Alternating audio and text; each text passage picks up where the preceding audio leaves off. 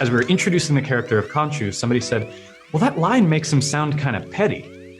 And one of the writers goes, yeah, Khonshu's really petty. Yeah. and for me, that was when the light bulb clicked. I love the show. I'm a huge comic book and Marvel fan. I have been since I was a child. And my favorite Moon Knight comic is the Jeff Lemire, Greg Smallwood run. Yeah, us too. And it just like you guys and everybody who worked on the show, you guys nailed it. You brought to life that character and all of that weirdness and the duality or the complexity and all of that stuff. So before we start, just congratulations. Nicely done.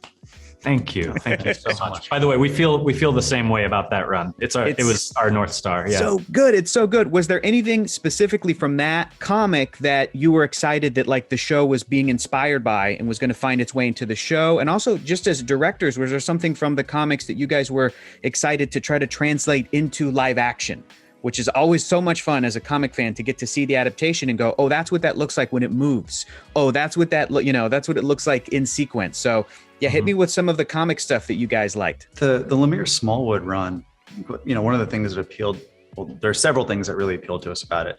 One is obviously how mind-bending the imagery is, which, especially going off our 5 indie features we've done, that's always a visual style that we aim for. But beyond the visuals of that run, there's a vulnerability to Mark and Steven in that run, and there's a drive in that run for them to learn to coexist with each other and to find some common ground. And I suppose I would put it as it's about someone finding acceptance also with themselves. Obviously, we all feel like we're a duality or a multiplicity of people sometimes.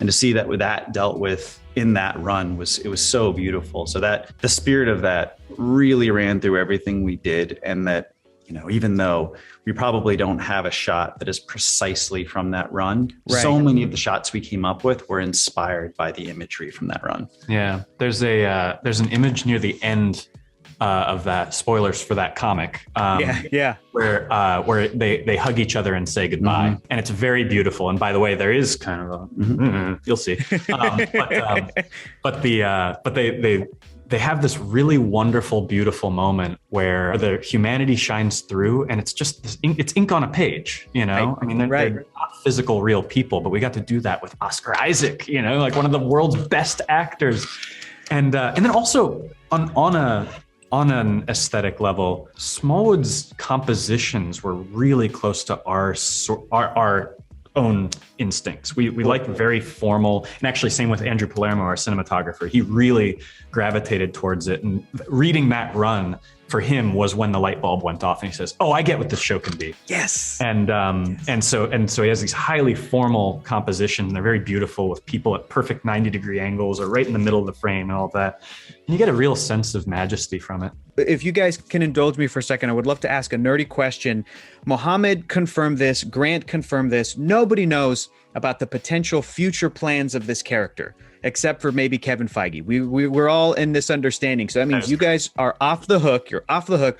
But hypothetically, just as fans of this character, where do you think maybe in the future at some point going forward, he would fit best? Are there any characters or stories that you would love to inject your Mark Spector Moon Knight into the larger MCU? I would like to think that he never quite fits in anywhere, and that's the charm of it. I agree. It doesn't mean he can't appear. It doesn't matter he can't be there, but he always just like it's like he's always a little too human to be among these other fantastic characters.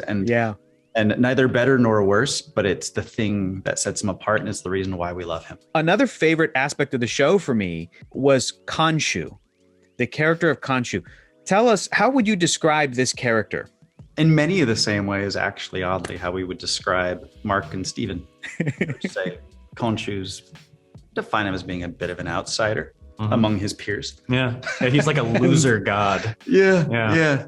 You know what's funny? I remember this. Oh, sorry, bud. I was gonna say, and he's like all the characters in the show, where even though technically he's a god with so many flaws that you recognize in your own humanity, that it makes him something we've never quite seen before in terms of being a god. Yeah, I remember we were in these kind of, we were all the main collaborators were getting together and workshopping the show.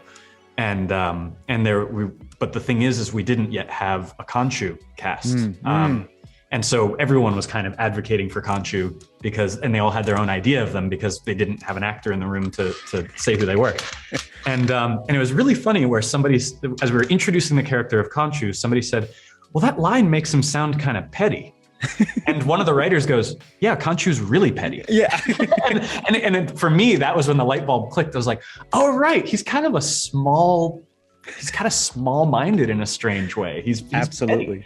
I think that's an interesting character trait to give to a god that is supposed to be the oppressor of our main character. Absolutely. It's something I love so much. And I think that F. Murray Abraham as the voice was fantastic choice. Just did such a great job and really made me love that character and everything that he was saying. Question for you guys. Was there something as directors that you picked up on working on this project that you're sort of adding to your director bag of tricks? I mean, you guys have talked about how this is kind of unlike anything you've ever done before, but was there anything specifically you picked up to add to that repertoire of director techniques that you have? This isn't necessarily adding to the bag of techniques I'm about to say, but it's still important, I think. And it's along the lines of what you're asking. It's that in the independent features we've done, and the best experiences that we've had on those, they were always the result of close collaborations in the context of you had lots of time to run scenes together, to rehearse, to talk through the broader philosophical implications of the story. Our best films that we made independently were done through that method. And the ones where we didn't get as much time, you look back on it, you go, yeah, I wish we would have had that. And then, but when you make that step into doing larger scale things like this, you expect that rehearsal time to go away. You expect that time to talk philosophically about the characters to go away. When in fact, this production, so much of it and what you see is the result of myself and Aaron and Ethan and Oscar and May and Grant sitting in a room and talking about it and doing rehearsals, quote unquote. And that was, again, I suppose that's not adding a bag of trick. It was more of a confirmation. That trick always works. Yeah. It's funny because it reminds you, you're learning as you do this. You as the director are supposed to have all the answers, right? But actually you're figuring it out with them. And if they figure it out alone, you don't get that information, or you might have come to the wrong conclusion about who someone is supposed to be.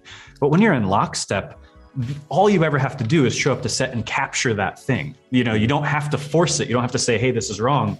You just show up and make sure you don't do them a disservice by capturing what they're already feeling wrong. Aaron, Justin, thank you so much for talking to me today. Congratulations on the show. I can't wait for everybody to get to watch it. Thank you guys for helping bring to life this awesome character, and have a great rest of your afternoon. Thank you again so much. I also just say something. Your passion is so infectious, and please never lose it. I promise you, I will not. Thank you very much. Thanks, guys. Have a good one.